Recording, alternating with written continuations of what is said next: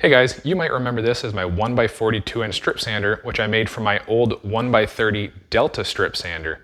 What you might not remember is that I ordered way too many belts for my old 1x30 unit. Now these start at 60 grit and work their way all the way up to 1000 grit.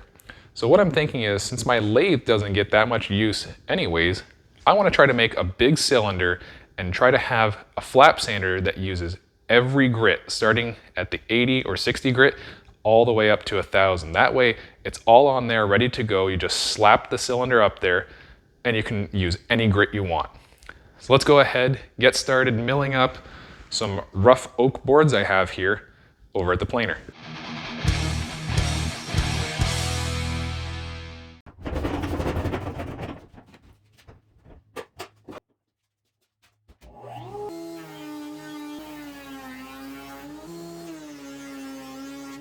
So I've got these 3 pieces of oak all milled nice and flat on all the sides.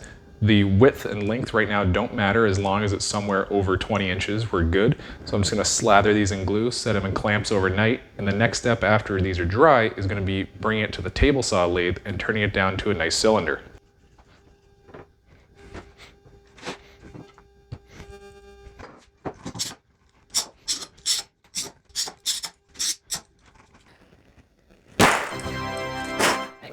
So we've got this out of the clamps. The next step is going to be to square up both ends.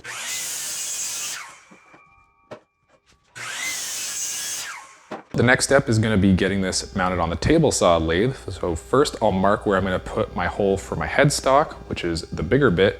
Flip it over and mark my hole for the tailstock, which is the smaller bit. The reason it's a bigger bit for the headstock is because the headstock has the threads and the tailstock does not, so we can easily slide onto that.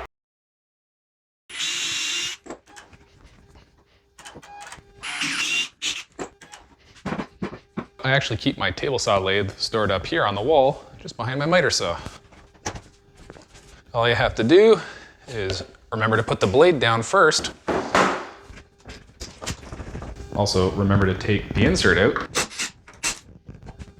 And make sure that there's nothing inside the miter tracks, and just line it up and slide it in. And then you realize that a few weeks ago you raised up your assembly table and now it hits. So this is the table saw lathe. It's very good at making cylinders. So the way you load this up is you first have your drill with your 9/16 hex adapter here, put it in place, push the tailstock all the way back, get your piece of wood in here with the smaller hole for the tailstock, and this will just slide on like so. Then bring the front up here, and then screw it on. Perfect. Smack this forward, clamp it down, you're good to go. Now when you start running this, you have your dust collection running, you have your table saw running, this spinning, and then you raise the blade on the far side. Keep this spinning as you raise the blade, push it forward, and that's how you make your cylinder.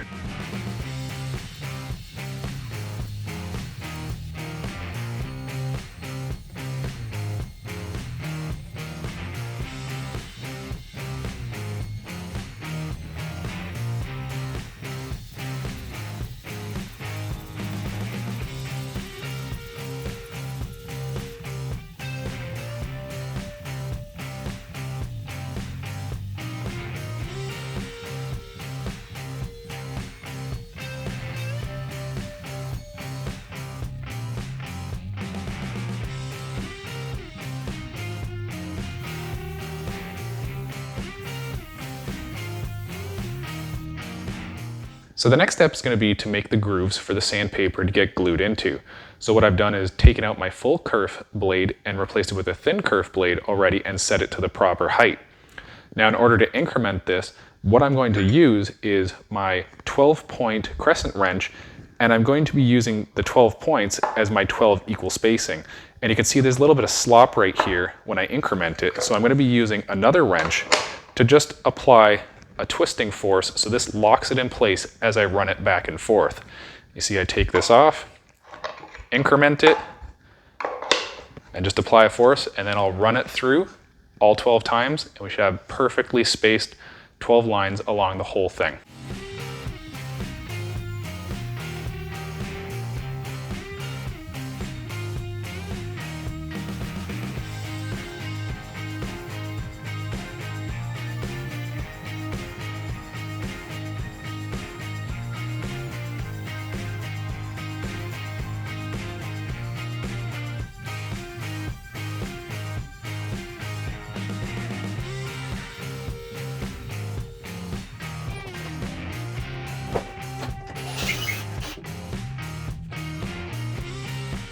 So the next step is going to be figuring out how to get this mounted to the lathe, and what I want to do is take my faceplate and this chunk of 3/4 inch plywood, mount it to this, and then I'm going to drive a tapped hole for this 3/8 bolt through there, and then it's going to use the same thread as on the table saw lathe, so this should all line up perfectly.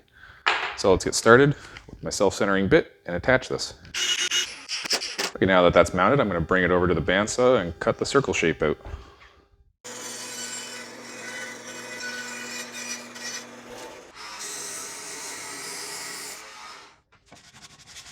Okay, so we've got our faceplate mounted. We'll go ahead and pop this sucker out. Get it switched out. Huh. There we go. Chuck, mount it in there. Mount our faceplate. And get our slightly smaller than 3/8 of an inch drill bit. Drill this out.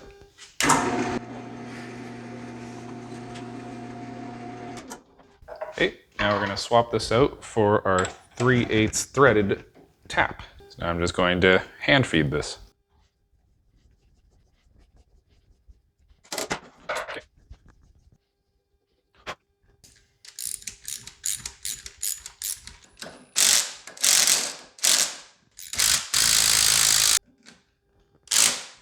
Okay, finally figured it out. Thread this guy back on. We can put our live center back in.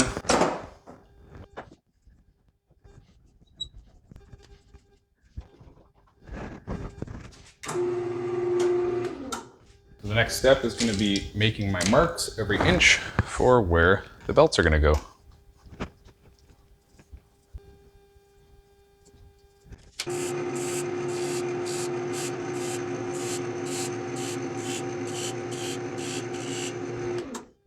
So the next step is to take all 10 belts, cut them up into 12 equal pieces, and the nice round number I come up with is 2¼ inches, so there's going to be a little bit of extra left over, but this will make it really easy. I have a stop set here, my measurement of 2¼ inches, and I'm just going to bump it up to the clamp, cut, keep going.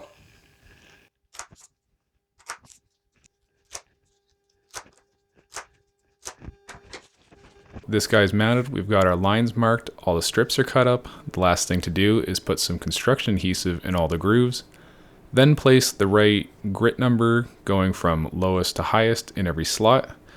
I'm going to do this in 2 or 3 steps as I don't really want them falling out when I go to flip it around to do the underside, so this will take a couple of days to dry. We'll get started and fill it full of glue.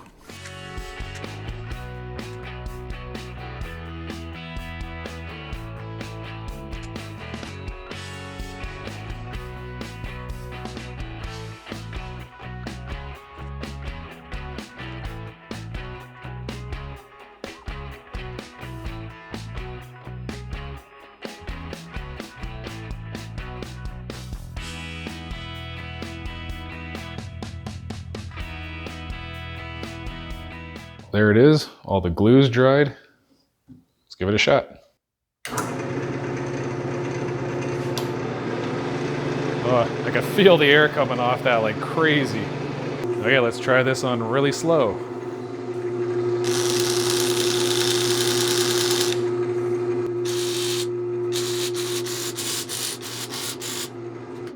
Okay, that is wicked smooth. Wow. Wow. You know what you gotta do now? Make it go faster.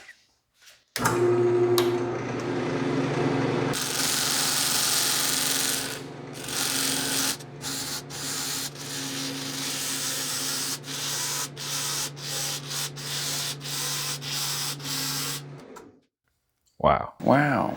That's a lot of fun. So that does it for this one, guys. I think this actually turned out pretty sweet. I'm looking forward to using this in the future as, you know, I don't use my lathe all that much anyways, so this will be a nice addition to the shop. See you on the next one.